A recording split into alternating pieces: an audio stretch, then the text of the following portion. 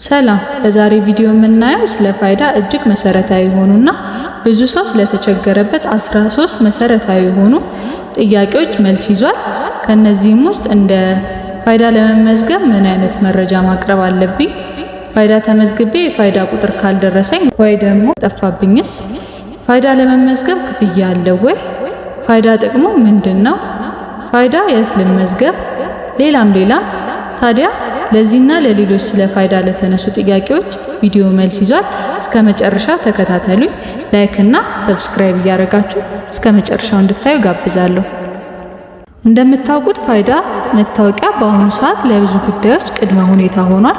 ስለዚህ እነዚህ መረጃዎች ማወቅና መረዳት እጅግ አስፈላጊ ይሆናል። የመጀመሪያው ፋይዳ ዲጂታል መታወቂያ ምንድነው? የፋይዳ ዲጂታል መታወቂያ በብሔራዊ ደረጃ የሚያገለግል ህጋዊና መሰረታዊ መታወቂያ አይነት ሲሆን የአይን፣ የፊት እና የጣት አሻራን ከግል መረጃ ጋር በማቀናጀት በአገሪቱ ውስጥ በሚገኙ ማንኛውም ነዋሪዎች ያለመከልከል የሚያገኙት መለያ ነው።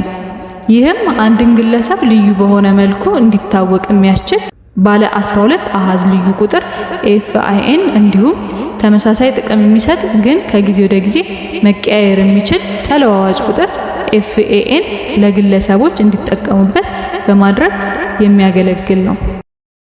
የፋይዳ ጥቅም ምንድነው? ከከተማ ከአንድ ተቋም ሌላ ተቋም የማይቀያየርና ወጥ የሆነ የግለሰብ ማረጋገጫ ስርዓት የሆነ ዜጎች የተሻለና የታመነ አገልግሎት እንዲያገኙ የሚረዳ ነው። የዲጂታል ኢኮኖሚውን በመገንባት ዜጎች በስልካቸው የግብይትና የመንግስት አገልግሎቶችን፣ የሰነድና የባንክ አገልግሎቶችን፣ የፖሊስና የፍርድ ቤት አገልግሎቶችን፣ የኢሚግሬሽን፣ የነዋሪነት፣ የጤናና የሲቪል ምዝገባ አገልግሎቶችን እና ሌሎች አገልግሎቶችን አስተማማኝ በሆነ መልኩ እንዲያገኙ ይረዳል።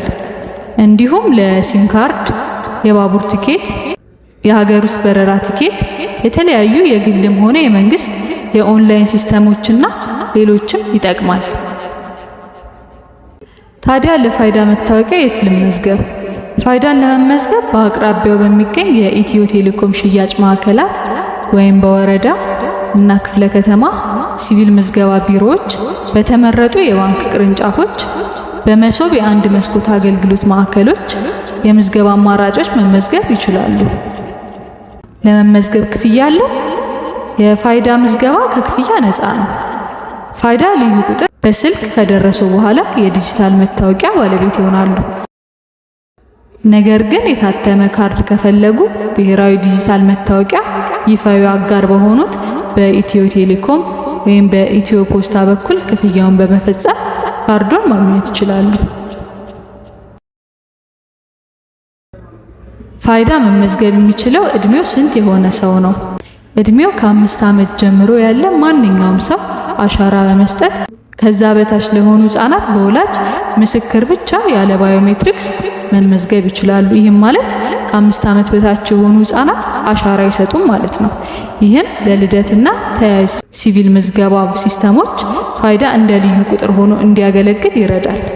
ሆኖም ከ18 ዓመት በታች ያለ ማንኛውም ሰው ሲመዘገብ ወላጅ ወይንም አሳዳጊ የፈቃደኝነት ቅጹን ሊሞላለት ይገባል። ለምዝገባ ተቀባይነት ያላቸው ህጋዊ ሰነዶች ምንድናቸው? ለፋይዳ ዲጂታል መታወቂያ ምዝገባ ተቀባይነት ካላቸው ከ30 በላይ የማስረጃ ሰነዶች ውስጥ አንዱን ይዘው በመሄድ መመዝገብ ይችላሉ። ለምሳሌ እንደ ቀበሌ መታወቂያ፣ የልደት ሰርተፍኬት፣ የመንጃ ፈቃድ፣ የትምህርት ቤት መታወቂያ፣ የመስሪያ ቤት መታወቂያ፣ የንግድ ፈቃድ እና ሌሎችም ከተጠቀሱት መረጃዎች ውስጥ በማቅረብ ወይም እነዚህ አማራጮች በሌሉበት ደግሞ ለፋይዳ ዲጂታል መታወቂያ የተመዘገበ ሰው እንደ ምስክር በማምጣት መመዝገብ ይችላሉ። ከአንድ ጊዜ በላይ ምዝገባ ማካሄድ ይቻላል? ለዚህ ጥያቄ መልሱ አይቻልም ነው። ስርዓቱ በተደጋጋሚ የሚመዘገቡትን ተመዝጋቢዎች ስለሚይዝ ለፋይዳ ዲጂታል መታወቂያ ከአንድ ጊዜ በላይ መመዝገብ የለቦትም። ሆኖም በመጀመሪያ ምዝገባ ወቅት በጥራት ማነስ ወይንም በመረጃ ችግር ምክንያት ደግሞ ይመዝገቡ የሚል መልእክት ከደረሰው ደግሞ መመዝገብ የሚያመጣው ችግር የለም። ፋይዳ ተመዝግቤ ቁጥር ካልደረሰኝ ወይም ከጠፋብኝስ? ይህ ብዙዎች የሚቸገሩት ጥያቄ ነው። ፋይዳ ተመዝግበው ቁጥሩ ካልደረሶት ወይንም ከስልኩ ላይ ከጠፋ በዛው በተመዘገቡበት ስልክ ቁጥር ወደ ኮከብ 9779 መሰላል በመደወል ወይንም በፋይዳ መተግበሪያ በማውረድ በቀላሉ የፋይዳ ተለዋጭ ቁጥር ማስላክ ይችላሉ። የፋይዳ መተግበሪያ የት ማግኘት እችላለሁ? የፋይዳ መተግበሪያን በስልኩ ለመያዝ ፋይዳ ለአንድሮይድ ወይንም ፋይዳ ለአይኦኤስ ላይ ፋይዳ አይዲ ብሎ በመፈለግ ማውረድ ይችላሉ። የፋይዳ መታወቂያ በምን አይነት ማስረጃ መያዝ ይቻላል? የፋይዳ ቁጥር በዲጂታል ኮፒ፣ በካርድ መልክ፣ በወረቀት ላይ አሳትመው መያዝ ይችላሉ። ሁሉም የፋይዳ ማስረጃ አይነቶች ዲጂታሉን ጨምሮ በመንግስት እኩል ተቀባይነት አላቸው። ታዲያ የፋይዳ መታወቂያ ካርድ እንዴት ላሳትም ለሚለው ጥያቄው ከፋይዳ ልዩ ቁጥር በዘለለ ካርድ አሳትሞ መያዝ የምርጫ ጉዳይ ቢሆንም የፋይዳ ዲጂታል መታወቂያ ታትሞ እንዲደርስ ከፈለጉ የፋይዳ መተግበሪያ ፋይዳ አይዲ አፕ በማውረድ ወይም ደግሞ በድረገጹ id.gov.et/ካርድ ላይ የፈለጉትን የህትመት ሰጪ ተቋም በመምረጥ ወይንም በቴሌብር ሱፐር አፕ ላይ የተጠቀሰውን ቅደም ተከተል በመከተል ካርድ ህትመት በመጠየቅ ክፍያ አጠናቀው ካርዱን ማግኘት ይችላሉ።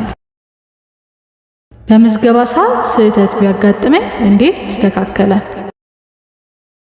የፋይዳ መተግበሪያን በመጠቀም ወይንም በድህረ ገጽ id.gov.et/አፕዴት ላይ በመግባት የግል መረጃ ማለትም ስም፣ የትውልድ ቀን፣ ጾታ፣ ዜግነት፣ ኢሜል እንዲሁም አድራሻን ስህተት ለማስተካከል ጥያቄ መጠየቅ ይችላሉ። ደንበኞች በስህተት የሞሉትን ወይንም አዲስ መረጃ ለማስገባት ምን ማድረግ ይኖርብኛል? የተሳሳተ ወይንም መቀየር የፈለጉትን የስልክ ቁጥር፣ ሙሉ ስም፣ ዜግነት፣ የልደት ቀን፣ ጾታና የኢሜል መረጃውን በተመረጡ የምዝገባ ጣቢያዎች በአካል አጋዥ ህጋዊ ሰነድ ይዘው በመሄድ ማስረጃውን ማደስ ይችላሉ። ይህም የሚያድሱት ነገር ስም ከሆነ መታወቂያ የመሳሰሉትን ከሚያሻሽሉት ሰነድ ጋር አያይዘው ማቅረብ ይኖርቦታል። እንደ አጋዥ ሰነድ ማለት ለምንቀይረው መረጃ እንደ መረጃ ሆኖ የሚቀርብ መረጃ በማቅረብ ማስተካከል ይቻላል ማለት ነው። እነዚህ መሰረታዊ የብዙ ሰው ጥያቄ የሆኑ ስለ ፋይዳ መረጃዎች ናቸው። እንደሚጠቅማችሁ እርግጠኛ ነኝ። ቪዲዮን ከወደዳችሁ ላይክ እያደረጋችሁ ለሚጠቅመው ሰው እንዲደርስ ሼር እንድታደርጉ እጠይቃለሁ። አመሰግናለሁ።